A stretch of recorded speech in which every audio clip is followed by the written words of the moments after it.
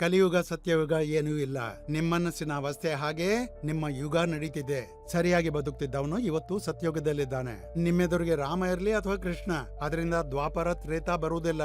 ಕೃಷ್ಣನ ಯುಗದಲ್ಲೂ ಶಕುನಿಗೆ ಯಾವ ಯುಗ ನಡೀತಾ ಇತ್ತು? ಕಲಿಯುಗನೇ ಆಗಿತ್ತು. ತುಂಬಾ ವ್ಯಕ್ತಿಗತ ವಿಚಾರ ಇದು, ನಿಮ್ಮ ಮೇಲೆ ಅವಲಂಬಿಸಿದೆ. ರಾಮನೆದರು ಈ ರಾಕ್ಷಸ್ಯರೇನಿದ್ರು ಋಷಿಗಳ ಯಜ್ಞಗಳನ್ನು ಭಂಗ ಮಾಡ್ತಿದ್ರು, ಜೀವಂತ ವ್ಯಕ್ತಿಗಳನ್ನ ತಿಂತಾ ಇದ್ರು. ಅವರಿಗೆ ಸತ್ಯಯುಗ ದ್ವಾಪರ ನಡೀತಿತ್ತ, ಕಲಿಯುಗನೇ ಆಗಿತ್ತಲ್ವಾ?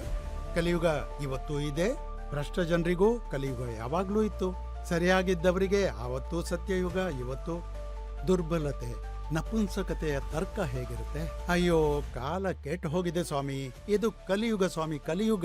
ಇಲ್ಲಿ ಹೀಗೆ ನಡೆಯೋದು. ಏನ್ ಮಾಡಕ್ಕಾಗತ್ತೆ? ಬಿಟ್ಬಿಡಿ. ರಾಧೆ ರಾಧೆ. ಎಲ್ಲರಿಗಿಂತ ದರಿದ್ರ ಈ ಮನುಷ್ಯ.